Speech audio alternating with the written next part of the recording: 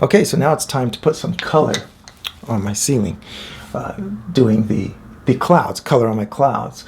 I've got my blue laid out, and so it's just very general. This is nothing exact, but this is going to help me to stay within boundaries and not waste a whole bunch of my time as I'm putting the colors of the clouds on. So I'm going to show you how I use my 3 different colors: the pure white, the shadow color, and the transition color. And so I'll take the 2 brushes that I went over what kind of brushes I use in the previous video. I'll use 2 just because it'll help me not to mix my shadow color with my bright white too much. I want to be able to always have a bright white when I need it, so I'll use a separate brush for my light colors and then another one for the shadow colors. So this one will be shadow and transition color. This one will be pure white and transition color. So they both might mix a little bit into the transition color, but you know, with water-based paint, you're able to kind of smear the brush out and get back to the pure white pretty easily if it doesn't have anything real dark in it. So I'll use these 2 brushes to help me keep them separate. So let's get to the painting. I'm grabbing my pure white out of a 5-gallon bucket down here. You know, maybe it's more efficient to have it all up on a nice table or something, but it's a little room and I've got limited resources here. So I'll start with pure white, and what I would like you to do first is just get familiar with mixing these colors. So let's not break into any serious cloud shape techniques. Let's just work on putting the shadow color in the middle of each cloud where it's thickest. I mean, just imagine the shape of the cloud. This is where the cloud is blocking the most sunlight, toward the middle where it's thickest, and then pure white on the edges. So I'm just going to make some kind of a scrambled up edge on that. Once again, I don't want at this point to get overly artistic on the exact shape of this cloud. I'm going to mess with that a lot more later. So let's just practice putting the colors together. Now I'm going to go to my transition color, and this brush is for white and transition color. So I can still stay in this brush and move to, I honestly don't know if this is enough of the transition color, but we'll find out.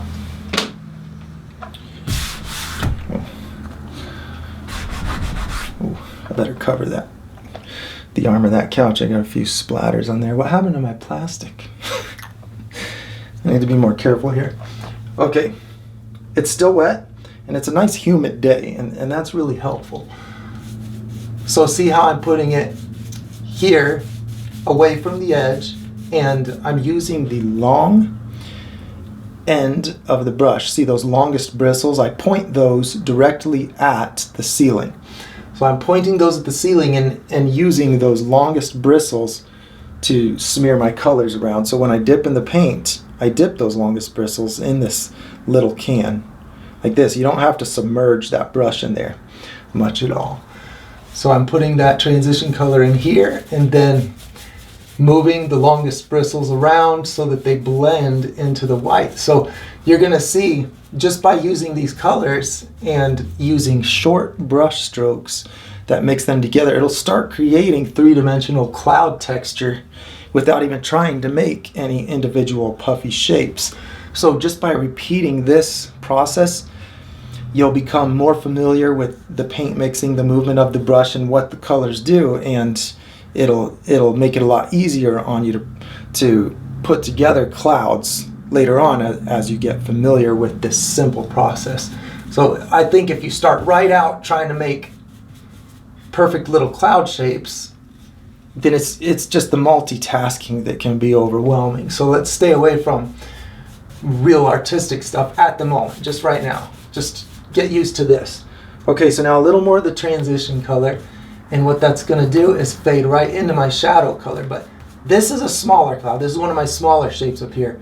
So maybe I'm only barely going to move to the shadow color. So see how I'm going to the very middle of this cloud. And so I'm going to put shadow color in only a small amount of it because maybe only a small amount of this small cloud is actually blocking enough light to move all the way to my shadow color. So switch brushes. I almost did that without switching brushes. Now my shadow color, I expect to use a lot more of it when I get to the larger body of these clouds. So I've got a whole quart of that one. This is a quart can. That last can was just a pint. So see how I just barely put a little bit in the middle? Again, I'm using the longer bristles of the brush. And then with a light touch and short strokes, I'm blending that into the transition color and white mix. And when you have larger brushes, you can do this kind of thing where you kind of get rid of excess and then you just pull it lightly over what is still drying. It's not all the way dry yet, and that helps it to blend. And I'm going to tell you, this is an easier technique to achieve with flat paint than it is with any paint that has a sheen. So that's just one more reason to be sure you use flat paint with this. Now, if you don't like the look of what you just did, don't worry, it's going to dry very soon. Then you can paint over it because we've got these colors saved. Okay, so I do like the balance of those colors, but I never really nail the colors that I want on the first take. So I already see that I'm going to want to adjust this transition color. I would like to see it be a little bit more red. You know, not brighter. Just, you know, right now it's a little bit more of a blue-violet transition color, where I just want it to be just a grayish red. Move away from the blue and toward the red, but not any more intense than it already is. I'll show you what I mean. I'll show you what I mean, and I'll adjust it.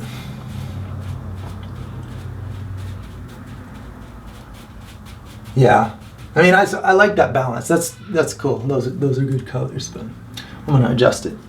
Okay, so now I'm going to do another one. Actually, I'll start moving it toward this right here. Larger cloud. So this is my darker brush, and that is meant for both the transition color and the shadow color. So I can stay in this brush for a minute while I go back to transition color, because I'm going to make this cloud connect right here. So see, it's darker, now it's getting lighter, and then I'll make it get darker again in here. Anywhere I imagine it getting thicker. And you know, it's fun to just randomly put these colors together, and as long as you remember that you don't go directly from white to the shadow color, you always put the transition color in between. As long as you do that, you might come up with some happy accidents, as Bob Ross would say. Look at this. Look, I'm still trying to look up the guy that sent me this thing. It just showed up in my P.O. box from a very nice and complimentary YouTube follower. So I'm leaving it in the package. I'm going to save it. So, happy accidents, they do happen. Although, I also believe that mistakes happen. I've made many of them. Okay, now I'm going to go to my white brush and put that around these edges. This is my brightest color. I'll put that as the color that's got the most light popping through it. You know, the pure white is where it's on the edge of the cloud and it's thin and it's bright.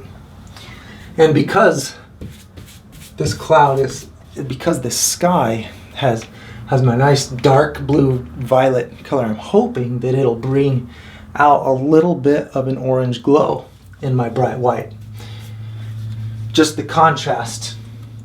You know, so when you look at a vivid color, it can cause you to see the opposite color when you look at a neutral, like a white, and that's what I'm hoping to happen here. But if it doesn't, you know, I still like the balance of these colors, even if that white doesn't end up looking a little bit on the orange side. It still is a good looking white, and I like it for the clouds. Okay, now I'll go back to transition color.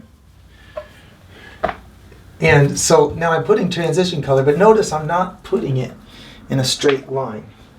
I'm not just outlining my cloud shapes. See, I'm putting patches of this.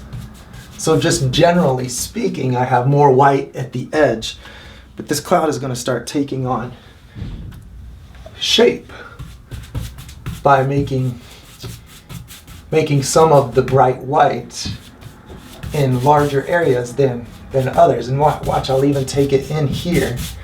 I'll take the bright white into this area here, and that'll be, just because of the colors that I have, that's going to cause the look of a thinner, more transparent area of cloud. I'm going to surround that with transition color. See here? Now I have a little bit of light popping through my cloud. And now I'm going to put a little bit of shadow in there also. Let's put more of that transition, make sure I've got some of that on there. Now how about some shadow? Right here. Let's put that shadow on there, maybe put a couple little dabs of it in here, not a lot, just enough to make some little fluffy shapes. So remember, short strokes. You want short strokes because these clouds can have a lot of small shapes in them. So I don't want to go crazy trying to manually make each shape in the cloud, but just by keeping my brush strokes small, I will inevitably create shapes that are the scale of the size of my brush strokes. So the size of my brush strokes will kind of determine the detail level of my cloud. Notice that I'm kind of using little curling strokes right now. If I point this right at you, I'm in slow motion. I'm hitting the wall like this each time with that long end of the brush. So it's kind of and that's become such a natural motion for me over the years, doing so many clouds. It's my go-to brush stroke for making clouds because it inevitably makes kind of roundish, puffy shapes in there. Well, altogether, I think that my cloud has a nice balance, but it's too purple. I just don't want it to be that purple. So I blame that on my choice of transition color. So I'm going to change it.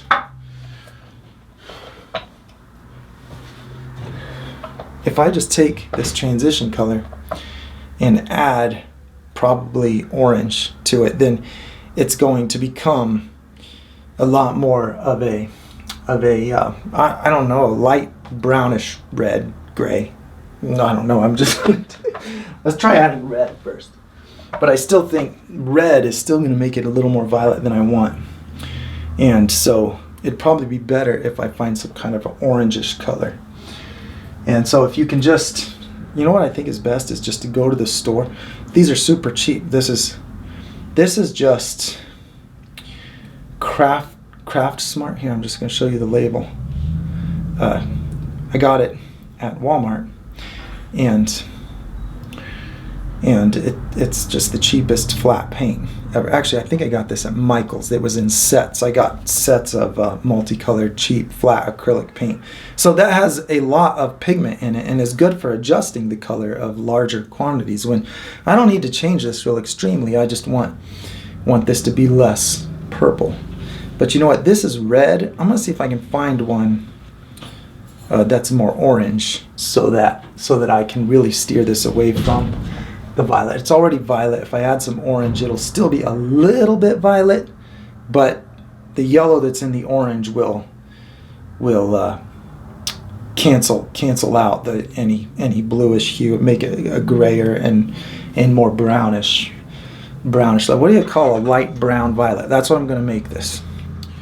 Okay, I just finished putting some orange. This is the orange. I ran and grabbed my orange and cheap acrylic flat paint, that I got in a set from Michaels, and I put it just a few squirts, just a little bit in this to adjust the color. And I thought that I was recording, but I wasn't. So I repainted this section of cloud right here with that adjusted transition color.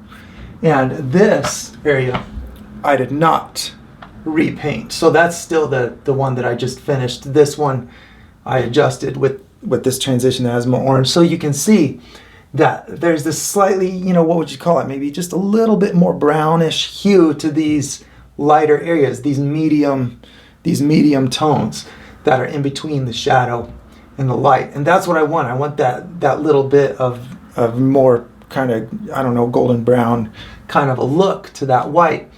And it's, you know, it's funny that I'm describing it as anything resembling gold or brown, because I really haven't used those colors, but I don't know, it just has a luminous look where the light looks like it has that color when it shines through, when you transition from this bluer shadow to that less blue transition color. Anyway, I'm digressing in my explanation here. I'm going to try adding just a little more still and do it one more time and see if I like it even more. And then if I like that, I'm going to run to the store. This is what I did. This is what I did 2 more times before this. I just squirted it in like that and then stirred it up with my little broken paint stir stick here. So sometimes you have to go too far to find out how far you want to go. And that might be what I just now did with this transition color. But this is, you know, I'm glad that I'm going through this now. I just wish I would have said on the last video that I'm probably going to adjust these colors. But I'll just go back and put a notification in that so that I don't fool anybody. But this is a normal process, and it's good for me to show you how to go through this process. You can keep adjusting your transition color. You want it to have that red color to it. You want it to be lighter in between the shadow and the white, like I explained before, and have more red in it. So whether that red is a little more on the orange side of red or a little more on the violet side of red is really up to you. And it's a bit of a trial and error process to get it there. At least it is for me still. I don't have it dialed in. And even if I did find the exact colors that I like and, you know, give a formula for that, you might have a different preference. And the paint store is going to change their lineup of color names. And so, you know, it's good just for me to have a process of dialing in the color on site. So that's my little test. You can see it looks browner. It looks a lot browner than the color that's on there. And so this is the third application of adding orange to that transition color. All right, I'm going to do the same thing again and repaint those clouds. So I've got my shadow brush that has shadow and transition color, and then I have my white brush that has white and transition color. So we're getting plenty of practice here. Okay, now I'm skipping ahead for a minute so that I can show you what I found at the store that's similar to the color that I mixed for my transition color. And this one, I'm going to turn this little lamp on here so you can see better. I want you to be able to see this, you know, with these cloudy days, it gets kind of dark outside. All right, so here's a color I found that's similar to what I mixed. I added orange to my original color that I got, and that one was Lavender Memory was the name of this color. Added orange to it to get that color, then went to the store and found this one that's similar. You could totally use that and get very similar effects that I'm getting if you didn't want to bother with mixing. But at the same time, it's really not hard to just get some bright orange in a little bottle and adjust this color. Besides, I don't think that everyone is going to just use the exact same set of colors. You will likely have different preferences on what you want your clouds in your sky to look like. So I'm just going to continue using this color with orange added because I like that this one is a little more colorful. You see how this one's more gray, and I didn't find any that had this much of that. I guess it's kind of a fuchsia. Yeah, I'm just going to call it brown. This one has more of the color, more of that orangey brown color to it, even though it's very close to gray. And I want that to show up in the cloud. So I'm just going to stick with my plan. But like I said, any of these, the original one I got, the one I adjusted, this one, they all work because they all follow that system that I explained in the beginning of how I choose the colors. That system is really what makes them look like clouds and sky. So now moving on to the blue, I decided I want to adjust that too. As I was looking at it, I was thinking it's just too vivid and kind of violet. And so I feel like maybe I went a little bit overboard on the purple, trying to make it like that darker, deeper blue sky that I see straight overhead a lot of the time. But you know, when you get something on the ceiling and you have clouds, it's a normal thing to suddenly realize that maybe you want it to be a little different. And so at least that's normal for me. So it's good to know how to adjust. So I took that violet blue that was, let me tell you what that name was. That violet blue was called Integrity, and I added the same bright orange to it. That's this gray area right here. That's with the bright orange added to it, plus a little bit of white to lighten it. I did that to see if I would like it better. And I did like it better, but I still had a lot of the violet. So then I went back to the store and I got this color. This color is called Boat House. And so, you know, I'm going to take a risk and do a very dark color. This is the darkest blue that I have ever painted on a ceiling, but because so much of my ceiling is white clouds, I just have a little bit of sky showing through the clouds. So it's not a really big dark blue ceiling. It's a mostly white ceiling with dark blue sky. Anyway, I'm going to use this one, but right above it is a lighter version of that color that I could also use, and I'm sure it would look just as good. Just not as vivid, and you know, I want the high contrast, but I mean, it just depends on your purpose, how intense you want the ceiling to look. Anyway, if I just add white to this, it's pretty much going to be this color. And so you could also choose this one right above it called Cornflower. So I'm going to read you these numbers. This is P520-5 for the one that I'm going to be using from here on out for my sky. And then Cornflower right above it here is, well, it's on the same card. Anyway, P520-4. This one's -5, this one's -4. Now I feel dumb. Okay, so I'm going to use those, but it's not important to do that right now in this step. I'm just figuring out my colors. So as I progress and make more of my clouds, and in a minute we're going to back up to where I was, and you'll see me paint this cloud. But as I progress, I might be going back and forth, and I might choose to even add different lighter variations of my sky blue in areas, but I can paint back over and redefine little edges. I can put little bits of sky popping through the cloud right there, just like I originally painted the blue on top of the white. And so I'm not redoing my blue at this point just because I adjusted the blue that I'm using. I'm not going to completely repaint all the blue that I did. I need a couple coats on this anyway, because I don't want any brush lines or roller lines showing through. I just needed to skip forward for a minute to let you know, in case you're running out to buy paint, that I switched mine to this one. Okay, so again, at this stage, I'm hoping that you don't spend a lot of your energy trying to get perfect looking clouds, but get familiar, just like I said, get familiar with this process, this system of color mixing. Okay, I've got my white in there. And transition is next. It's over here on my table.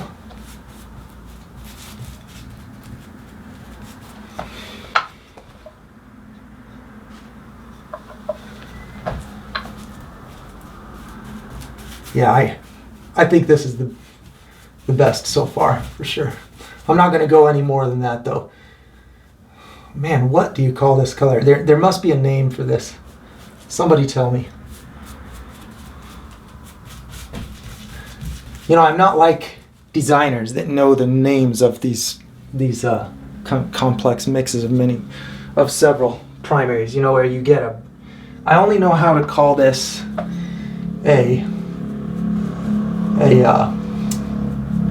orange, reddish bluish green. Reddish bluish. What is the primaries? Reddish bluish yellow. Yeah, because I just use red, blue, and yellow to make every color. So everything is just a reddish bluish yellow to me, with an amount of black or white mixed in. That's the way I see color.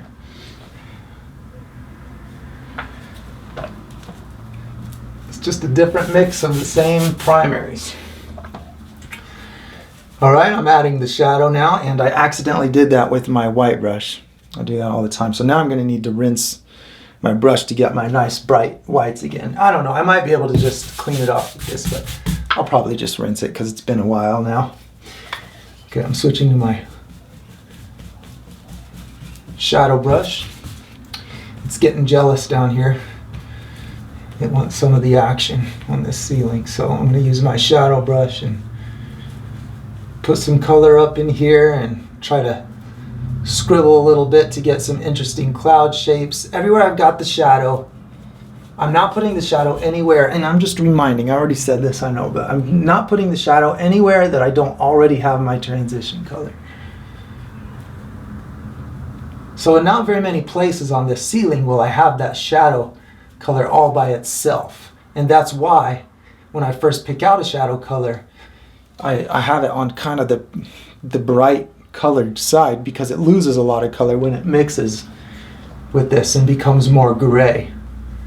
So it kind of mixes down to the color that I want.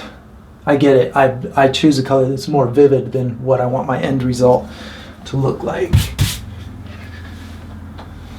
Okay, now some pure white. Maybe brighten up those edges a little bit. Yeah, and I'm liking this. You know, I think that that's my color right there. But I'm gonna see if I can find anything again at the store that has that color of the transition color that I just adjusted with the orange, so that I can give you an actual color name that you can compare yourself at the store. But also, they might have a pigment that has this lightness and that coloring, but just more of the coloring, maybe a little bit less gray, and that would be good for me if I could find one that was that same lightness, but maybe just a little bit less gray. I paused because I'm second guessing myself. Maybe I should just find that color. And I'm going to decide when I'm at the store and then tell you the color that I chose. Okay, now that I've got my colors worked out, I'm just going to keep doing that, making progress, but doing it by that simple method of just getting familiar with mixing the light and the shadow. And now, by the way, keep a container of water handy, because your brush can get all tacky and start to dry out, and you just do a quick dunk in the water. You don't have to swish it around a lot, just one quick dunk and then straight to the ceiling. I'll show you what I mean. Straight to the ceiling like this. You can see that it smears a little bit of watery paint on there, but doing that occasionally really helps. I'm doing it again. I just gave it a quick dunk in that water.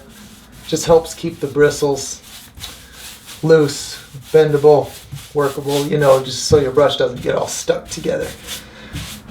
It's one of the joys of working with water-based paint, is that it dries very quickly. Okay, now. And you know what, I also should mention, since I'm on the subject of it drying and using water, I had a towel in here. It's good to keep just get yourself a cheap towel like I do in all of my other videos. Keep that handy so that, you know, if you need to wipe it on that, you dip it in the water and then wipe it on the towel. I don't have one with me at the moment. I don't need it at the moment, but I will later. You know, you dip it in the water, then just put it on a towel to dry that if there's excess water in it. All right. White. I just want to work on moving from white to shadow by way of the transition color. So now my transition right there. Oh yeah, beautiful transition color. I'm very happy about that. Glad I adjusted that color. Maybe it's a light mauve. Maybe that's what you would call that color.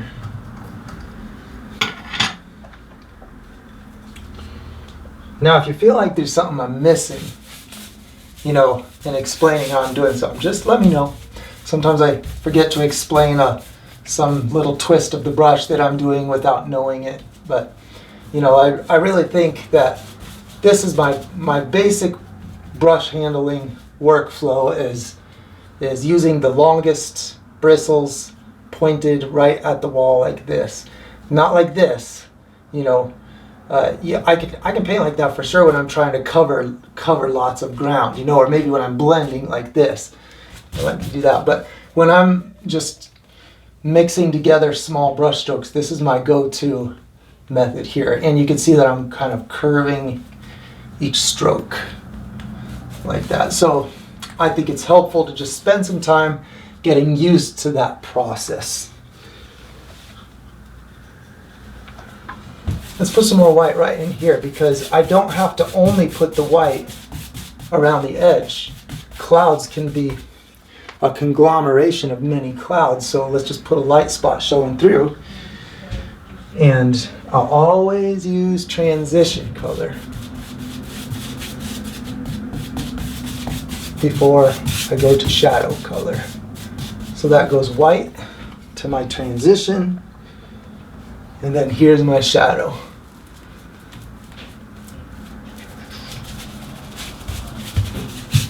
Have a little fun and scribble around it a little bit. Now, look, this technique, I flatten out the brush, kind of dry out the excess, and then just drag it across. That's how I get those real soft blends.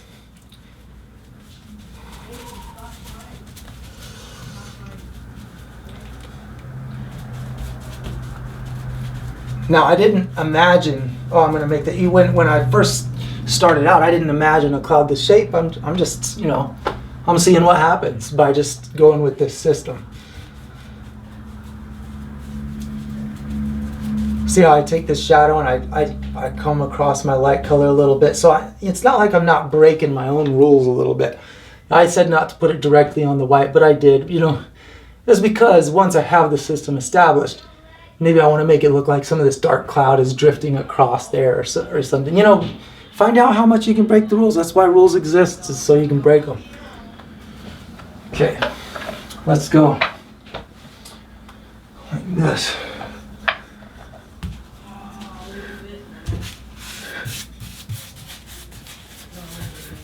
I always felt like that was a really, my family, I have to warn you, you know, if you spend time with me, you'll find that I'm a philosopher by nature. It runs in my blood. All my brothers are the same, every single one of them. Philosophical. And it can be overdone, but you know, it's fun. It's fun to have our philosophical conversations. Anyway, I feel like rules really are not fully serving their purpose if they're strictly followed and never broken, or if they're never followed and always broken. I feel like rules are only rules if you have the contrast set up of seeing what they look like. Seeing them followed is seeing what they look like. And then seeing them broken is the needed contrast in order to make them stand out, to see the value of the rules. So, you know, there's room for both things. I have to have my dark sky to see my bright clouds. I have to see what it's like when I break the rules to understand the difference it's making when I follow the rules. I don't know. It's like kind of a universal balance in nature, I guess.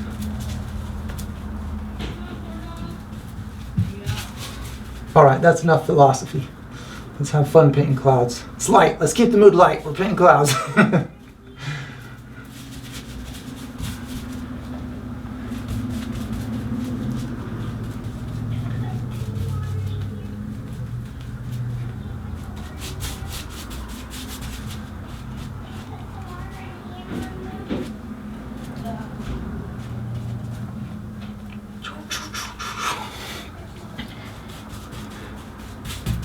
I'm gonna come up in here.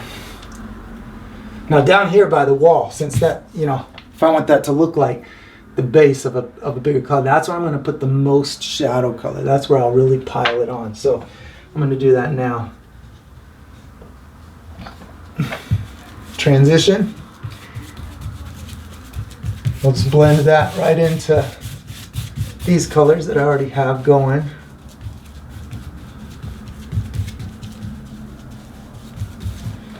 And then I'll go straight to my shadow color. But I'll only do that, you know, this full concentration of shadow color, I'm going to reserve just for my thickest, darkest areas of cloud.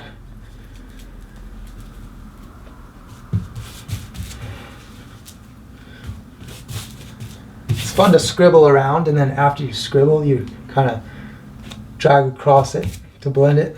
Or maybe you just leave it in the scribbles, I don't know.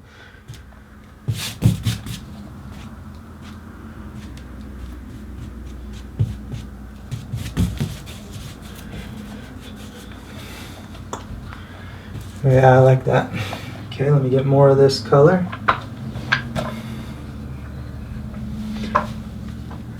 And there, I'm just going to cut it right into my trim. There, you can see that I'm doing a very clean, nice job. This is why it's nice to just leave the walls, leave the walls unpainted. That is if you know, if you know you're going to be repainting. So you might already have a nice paint job on your walls that you want to keep. So this is very messy work if that's what you're trying to do.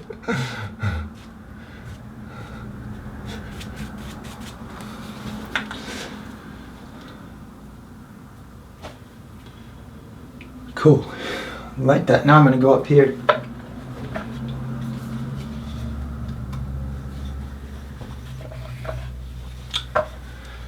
I'm going to do this area. So you might just barely, once you start feeling confident with this method of mixing the colors, then feel free to try a little bit of this making actual puffs on the cloud. I'll show you a good workflow for that. So this is a good area to do that. You can see that it's pointing away from the edge. And so when I'm in the middle of the room looking at this, it'll look like it's rising up if I put the puffs going this direction, because I'll be looking, you know, you can see that I'm looking this way at it.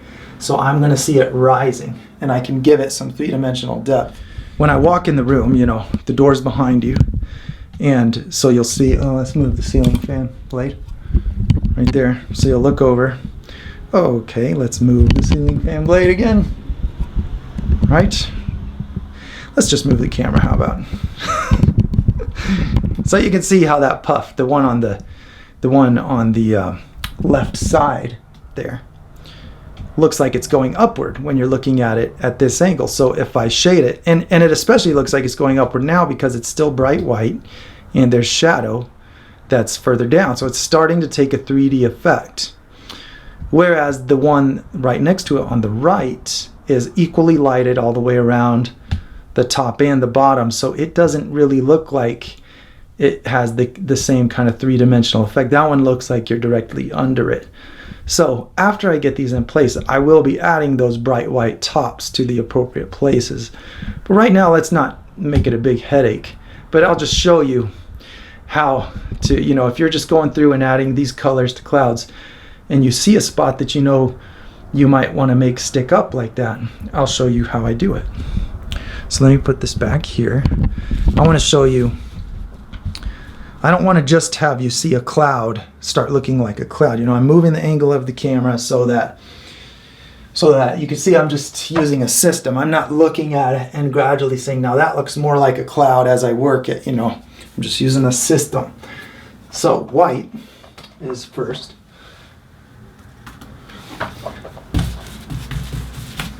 And of course, you know, I don't want to be unfair. The system is based on very, very specific principles that I've observed in clouds. So I'm gonna, you know, this is where I might try to make a few little detailed, jagged, puffy shapes. And to do that, you just kind of load a little bit more paint than usual on the end of the brush. It's still on this long end of the brush and I'm turning it so that it doesn't drip off. And so when there's more paint, you can make smaller shapes. The paint is heavier and just sticks right to the ceiling, and you can move it around without the brush skipping. Because, you know, skip marks just look very different than anything else.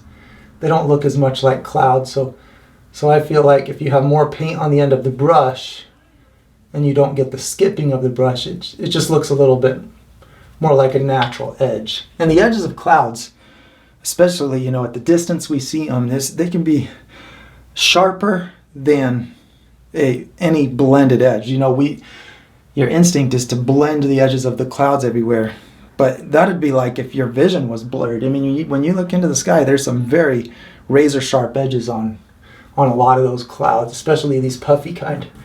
Okay, so I start with my white base, and now I'm going to just dab a whole bunch of my transition color on there. Don't worry about stuff you've already painted. You don't want to get into trying to preserve your overlaps. You're going to get so good at this system that it doesn't matter if you repaint it. Okay, so this is the transition color, and I'm going to put that down here. And now, instead of just putting it everywhere, I'm just going to use this little curled shape brush stroke, and I'm just putting dabs everywhere. See how it's just dots everywhere. Okay, now that I have these dots everywhere, I'm going to put them as little as I feel like going with the details. You know, you might not feel like getting extremely detailed, but what I'll do is, after I have those, I'll go to each and every one of them and blend the edge that is toward the wall, but not the edge that's going out this way. Watch. So I go like this, and I'm moving quick, so I might miss a few times. This is not something I want to do real accurately. This is just going to help me to get the feel of a cloud that's got puffs that are going out this way. And I might make some new ones while I'm at it. So I make a little splotch of paint, and then I blend each splotch toward the wall. See this big one? This is a big example. I blend this side toward the wall. See, and it leaves this edge. So now the effect is that these look like they're puffing out this way. It's the edge that curves around away from my eyes. Each puff, as it curves around, that's where I see the shadows when it's water particles. That's a unique thing about clouds and about water particles. All right, so I can really get some small shapes in here if I want to, but this is only transition color, so that's my bright area. I can come back and do the exact same thing now with my shadow color. This is still transition. Let me put this in here because this is a darker area of the cloud. Okay, now I'm going to go back in there with shadow color on these darker areas and do the same method. Dots. Now I'm putting these dots just where I have already my transition color. I'm not going all the way to my brightest edges. Like this, okay? See these? So you can see I'm not being so careful. Now I'm just going to blend these toward the wall. It's not how perfect you make these details that causes it to look like a nice, happy, fluffy cloud. It's just sticking with the general pattern. Some of the best clouds we enjoy in paintings are the ones that are done very impressionistically. You know, if they capture the feel of a cloud, then that's success. You know, we just like the feel of it. We can imagine the details that we want to see. Now, I can also go like this, that same trick, or find a clean place on the wall, clean out the brush, and just do a real quick swipe either direction. I don't know, you can try both. This works a lot better when the paint is just kind of halfway between wet and dry. That's when it works best. Then I can go back to this trick, just blending any dark patch. I'm blending the side that is nearest to the wall, blending everything toward the wall. So I'm not going to blend this edge here because that is the edge of my dark patch that is on this side. But the side of that dark patch that's toward the wall, that's the side that you can see is blended. Each one. So So this is good practice, getting used to. At first it might feel real foreign and slow trying to wrap your head around which edge is which on dark patches, but you can systemize this process so that you're no longer trying to paint a cloud. You're just trying to consistently perform this process. You see, now I lost a lot of details in the process of blending that together, but nevertheless, it still looks like a puffy cloud. So, mission accomplished. I'm gonna put more of this dark color in here. Look, here's a real big section. Maybe I'll put some little spots. Every little spot that I blend toward the wall is gonna be a puff. A little piece of cloud that's puffing out. So this is one that's down low on the cloud and has a lot of shadow on it, but the light is inside the cloud bouncing around, so it puffs out this way.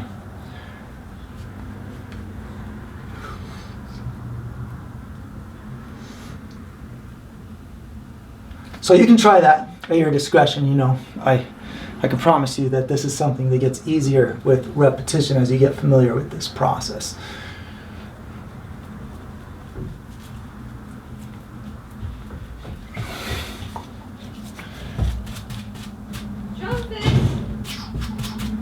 Now this, my paint kind of dried and I've got a messy edge. So that's when it's nice to be familiar with your system. White, transition, and shadow. No problem to touch it up and keep on molding these clouds to all kinds of different shapes. All right, now, in the next video, I'm going to show a lot more about how to specifically choose where I'm going to make what kinds of clouds, and you know how to do different kinds of edges and details. But right now, I just want to take each big clump of white that's on my ceiling and keep the shadows toward the middle of each clump. And the smaller the cloud is, just imagine how much light is getting through that cloud. If it's a little cloud, maybe it's all white. If it's bigger, then maybe a lot of that cloud has the shadow. Now I want to give you a tip that the amount of space, regardless of the size of the cloud, you know, you might have the amount of space that goes from the white to the shadow, that distance, you might make that similar. So on this little cloud here, if I want it to look like it's at the same distance, it's at the same scale as this cloud, just a smaller cloud, then this one doesn't even have enough room to move to the darkest shadows, because the darkest shadows didn't happen till way down here. So this one just has a very faint shadow in. So smaller clouds have less shadows. That's the main point here. So practice this method, and the further you get to the edge of the ceiling, the more you put those shadows toward the edge of the ceiling. So up here, you know, this one's starting to move away from the edge now. So I'll put the shadow right in the middle of that one maybe. But then way over there, I'm putting the shadow next to that wall. Don't worry too much about that. Keep the shadows toward the middle, and we are going to add white highlights in the right places to make these look three-dimensional after getting familiar with this light and shadow technique. So this is not the end. This is not determining exactly the shape and where all the clouds are. This is getting good at this system. So in the next video, I'll be showing you a lot more of the detail work. Here, I'll take this and show you how this looks from eye level. Put this camera up as high as my head. Now we're looking across the ceiling, and that's what we're going to see. We're going to see those puffs moving upward away from that shadow.